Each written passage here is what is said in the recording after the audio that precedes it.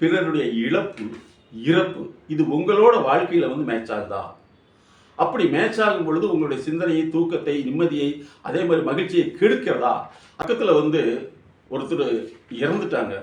ஆனால் அந்த நினைவு எப்படி இருக்குன்னா, அதே மாதிரி நான் இருக்கிற மாதிரி நினைத்து எனக்கு வந்துருமோ, எனக்கு வந்தால் எப்படி இருக்குமோன்னு சிந்தனையை உருவாக்குது. அதே மாதிரி அவர்களோட நான் இருப்பதாகவே கற்பனை செய்து கொள்கிறேன் அப்படின்னு சொல்கிறாங்க.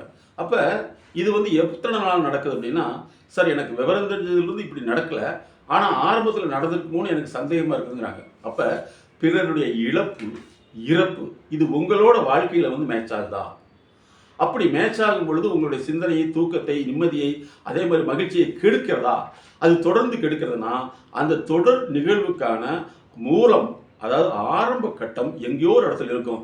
அதை கண்டறிந்து மாற்றுவதற்கு உங்களோடு நாங்கள் பயணித்து தான் மாற்ற முடியும். அப்படி அந்த பயணிக்கும் பொழுது தான், அதாவது லைஃப் ஜேர்னி, உங்களுடைய பயணத்தோடு நாங்கள் இணைந்து அதை மாற்றி அமைக்க முடியுமே தவிர, உங்களுக்கு ஆலோசனைங்கிற பேரில் வந்து மறந்துருங்கன்னு சொல்கிறதோ அல்லது இதெல்லாம் சாதாரண விஷயம் சொல்கிறதோ உங்களுக்கு தீர்வாக மாறாது. உங்களுடைய தீர்வு என்பது எப்படி ஒரு கணக்கில் வந்து தீர்வு, சொல்யூஷன் என்பது பல்வேறு ஸ்டெப் முறைகள் இருக்கிறதோ அந்த படிமுறைகள் மூலமாகத்தான் மாற்றி அமைக்க முடியும். ஆகவே இழப்பு, இறப்பு அல்லது நம்முடைய வாழ்க்கையோடு ஒட்டி அது நம்முடைய சிந்தனையை கெடுக்கிறது என்று சொன்னால் அதற்கான உளவியல், வாழ்வியல் பகுப்பாய்வு அவசியம்.